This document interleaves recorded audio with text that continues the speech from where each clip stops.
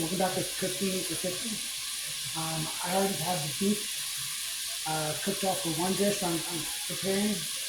I'm getting ready to deglaze the pan. I've added butter to it already. And this thing is going to be beef and noodles. So I already have my beef cooked. I have a little bit of water in it. I'm going to add some more to it.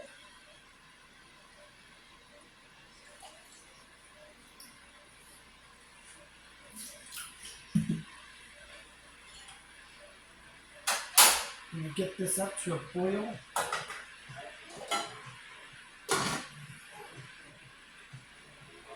Sorry, this pan only does one setting.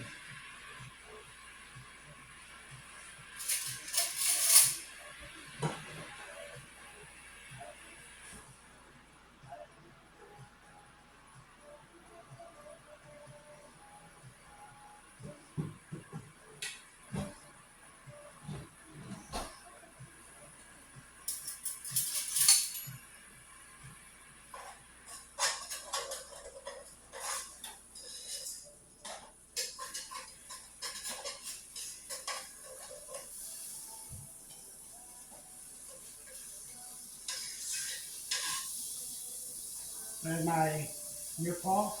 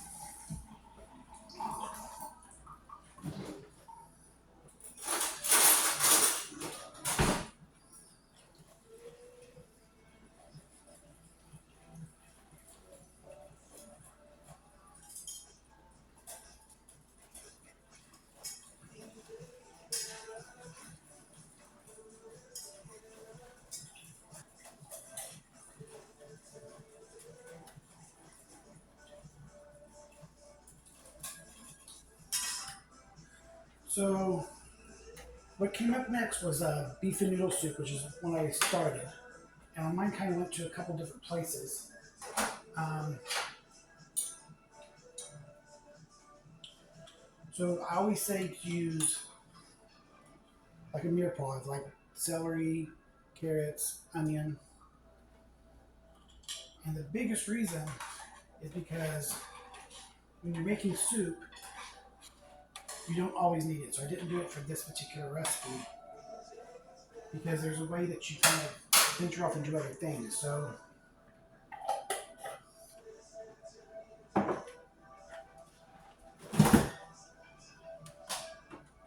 found a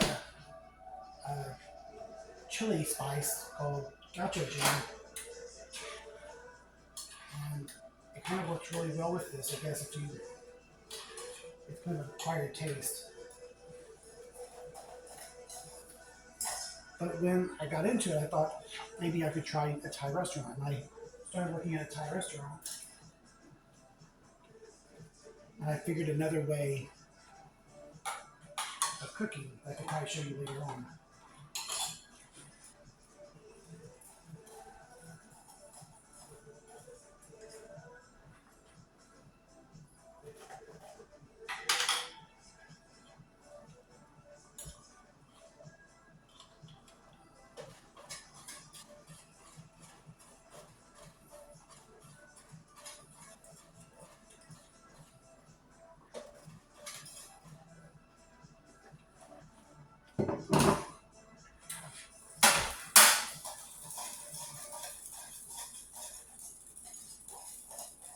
starting to thicken up.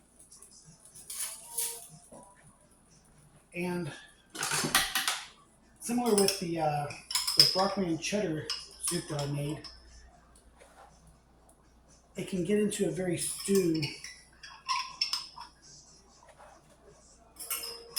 It can turn into stew kind of quickly. Like I said, I add the broccoli at the end and kind of really thicken it up more than a soup would be.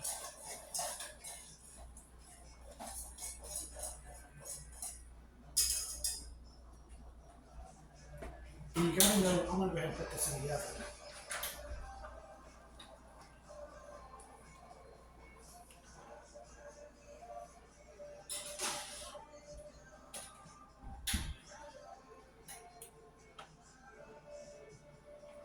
So you have to know like when things make it better. Like I would have added potatoes to it, but the potatoes aren't good. They've expired.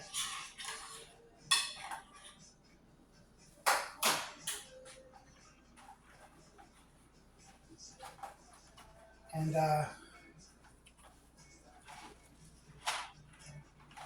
had a neighbor once bring me some beef stew, and I got the idea to put cocktail onions in it. And at first, there are two different kinds of cocktail onions.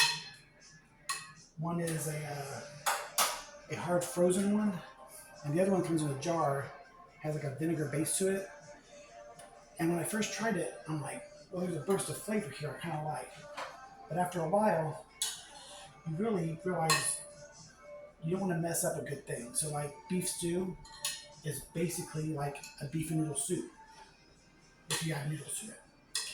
And then the idea is, well, instead of just doing the mirepoix that you would do in any soup, you could add it to a stew, giving it something heavier, like maybe beef and adding heavier.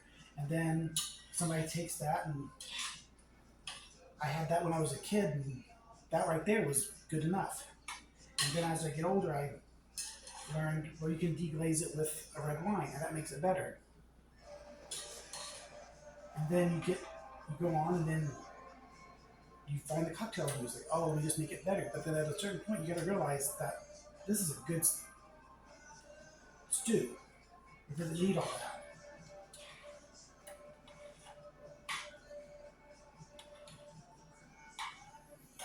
So this is about there.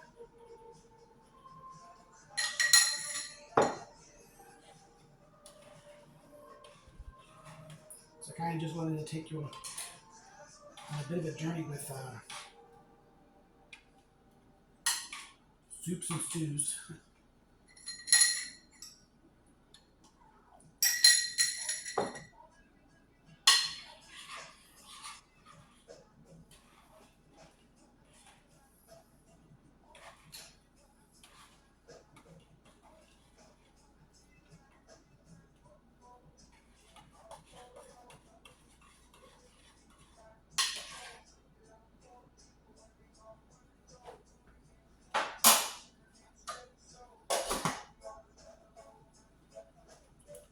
So the beef burgundy should be about done.